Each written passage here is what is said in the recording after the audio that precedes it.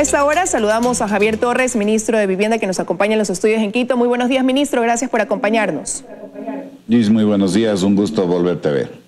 Igual, la semana pasada, ministro, pues el Comité para la Reconstrucción daba a conocer que no se cierra este proceso de trabajo en Manabí Esmeraldas tras el terremoto del 2016, sino que más bien se va a repotenciar dicho trabajo.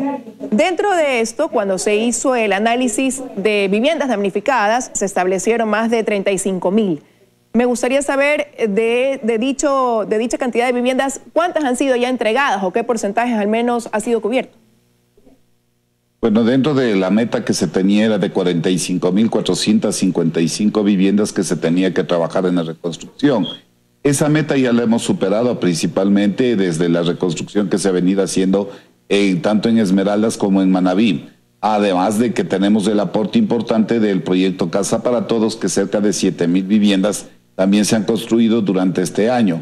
Desde que el presidente Lenín Moreno asumió el poder, principalmente la preocupación de él era ver que se vaya cumpliendo los objetivos tanto en Esmeraldas como en Manabí, y esa es la razón de ser que se ha llegado a invertir cerca de 129 millones de dólares en lo que es reconstrucción, lo que ha significado que en cierto modo lo que nosotros debemos seguir ahora es seguir cumpliendo las metas y los objetivos de que los ciudadanos tanto de Esmeraldas y Manabí vayan teniendo su casa en los diferentes programas de Plan Casa para Todos, y desde ningún punto de vista descuidar el ámbito de la reconstrucción, que en cierto modo estamos tratando de solucionar problemas que nos antecedió con el gobierno anterior por incumplimiento de contratistas que no llegaron a dar la cobertura necesaria y que no cumplieron con sus contratos, los cuales se hicieron bajo convenios sin garantías, lo que permitió en muchas veces el abuso de contratistas de dejar incumplidas obras. Aproximadamente hemos identificado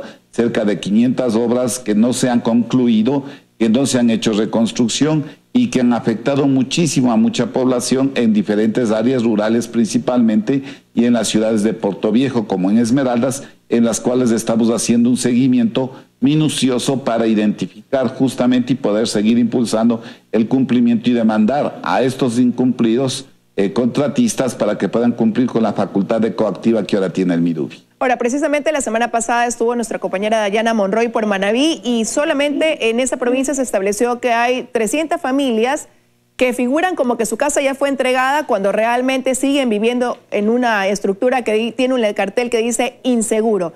¿En quién recae la responsabilidad entonces, al tiempo que usted, ministro, está reconociendo que sí, que hay contratistas incumplidos, que simplemente firmaron la transacción, pero no cumplieron con el trabajo de fabricar, construir esa casa?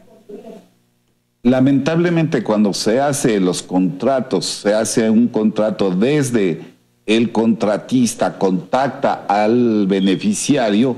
Al hacer este enlace se desconecta completamente el Midubi y lo que hace realmente el Midubi es desembolsarle, de acuerdo a las cartas de petición que consiguieron las firmas de algunos beneficiarios, y lo que se hizo es que con esto le desembolsaban el dinero.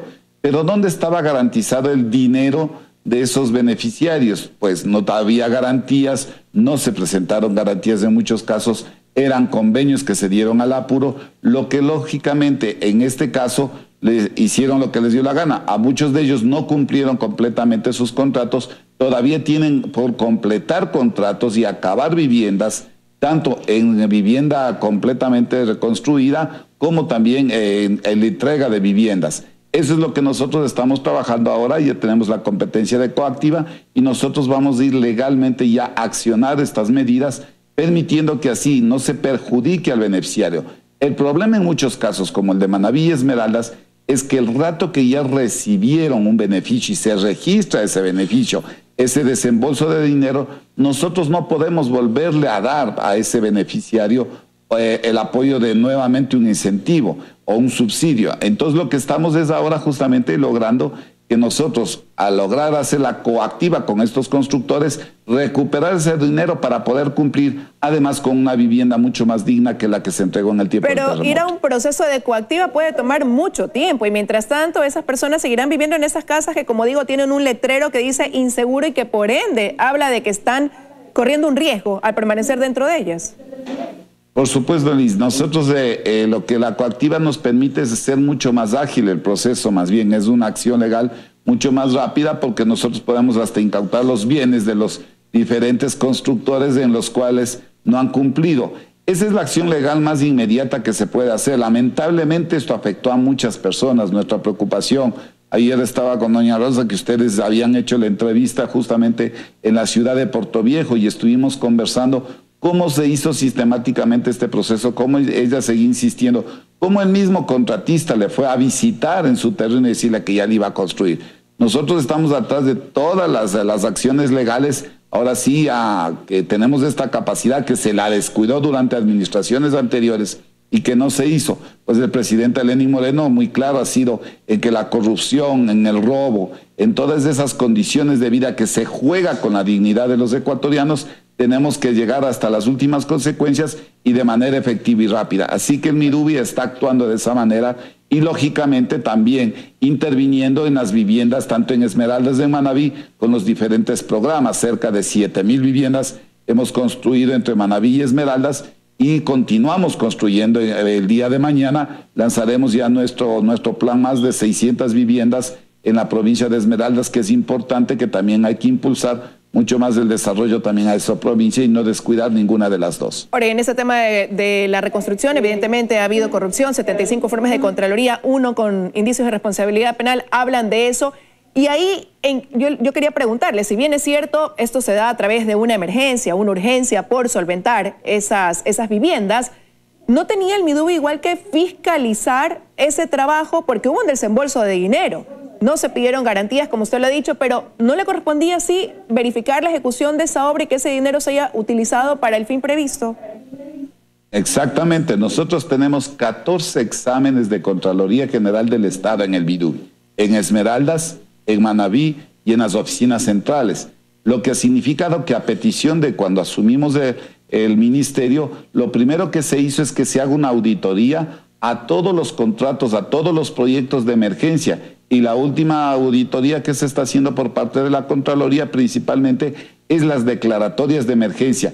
¿Cuáles fueron establecidos? ¿Por qué se hicieron? ¿Cómo se hicieron? ¿Qué documentación pertinentes tenían respaldos para haber podido declarar la emergencia y haberlo hecho bajo solo convenios? Calculemos que cuando hubo el terremoto hubieron contratos de las provincias de Loja que hacían en Manabí, de Machala que hacían en Manabí, de Lazuay que hacían en Manabí, de Guayaquil que hacían en Manabí, de Manabí que hacían en Esmeraldas. Había una mezcla de contratistas de todos lados sin un previo diagnóstico, lo que significaba que no se evaluó realmente los daños reales en el terremoto, y se daba un bono de $4,000, así se le haya caído una pared como una ventana. Esa desplanificación, o sea, ese nivel de conocimiento, ese nivel de capacidad, no era cuestión de regalar dinero, era de solventar la necesidad del ciudadano que ese momento pasó momentos difíciles, y que nosotros estamos justamente con la Contraloría asumiendo las responsabilidades y determinando quiénes fueron responsables, qué directores, qué subsecretarios, qué ministras o ministros asumieron esas irresponsabilidades y no actuaron en su momento dado, y en el cual deben ser juzgados justamente por la Contraloría y sancionados por la Contraloría. Ahora, mientras eso sucede, lo cierto es que hay todavía damnificados que, como decíamos, no han recibido esa vivienda, y dentro del presupuesto para la reconstrucción apenas quedan $600 millones para ser utilizados. ¿Va a alcanzar ese presupuesto para poder cubrir ese déficit habitacional que todavía hay, ministro?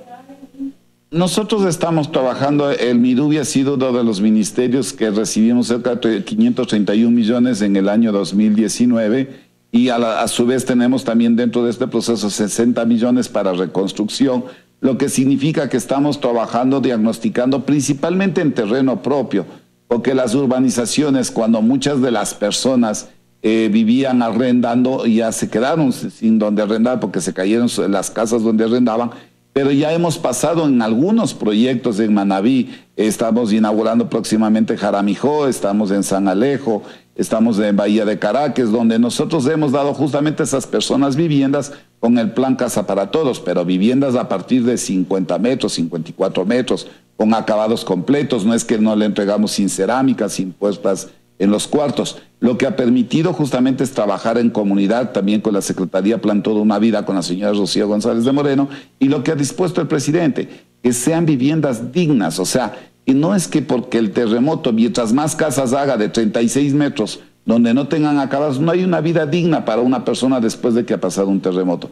Así que nuestro plan de acción va por ese camino y esperamos que este 2019 tenemos el compromiso de construir 82,000 viviendas a nivel nacional. Lógicamente también la persistencia en lo que tenemos que trabajar en Esmeraldas y en Manabí para ir cumpliendo el objetivo de a poder seguir impulsando a las familias que se quedaron sin vivienda en terreno propio y también en las urbanizaciones que construimos nosotros. Y usted me ha nombrado el plan Casa para Todos y quería despejar algunas inquietudes porque este plan arrancó en el 2017 con un compromiso de 325,000 viviendas inicialmente durante los 4 años de gobierno del presidente Moreno. Después esa cifra, debido pues a la falta de recursos, de dinero, se redujo a 221,000. Usted ahora me hablaba de una cantidad. ¿Cuántas en realidad se han construido al momento dentro de este plan de vivienda?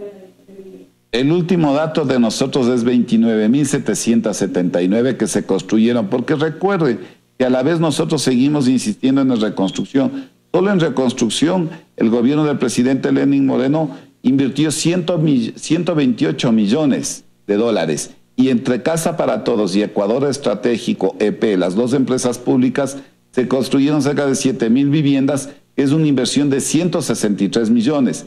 Eso además, aparte de los proyectos de inversión que tiene el Midubi, que fueron cerca de 53 millones. O sea, no se ha dejado de invertir en vivienda. Lo que no se ha tenido en algún momento es una información muy clara donde se detalla el tipo de inversión que ha realizado el gobierno nacional y desde ningún punto de vista se ha descuidado. Lo que hemos asumido es muchas irresponsabilidades de proyectos inconclusos de vivienda, donde nosotros hemos tenido que reactivar, donde no se les construía ni con lavanderías, ni con tendederos de ropa, como que la gente pobre no tuviera que lavar la ropa a diario.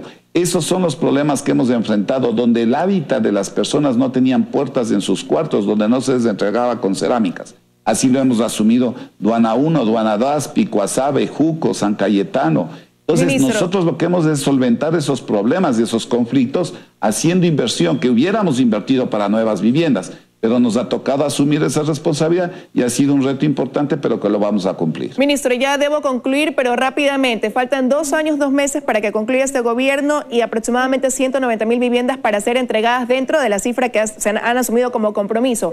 ¿Cómo harán esa división en estos 2 años, 2 meses de gobierno? ¿Cuántas se entregarán en lo que falta?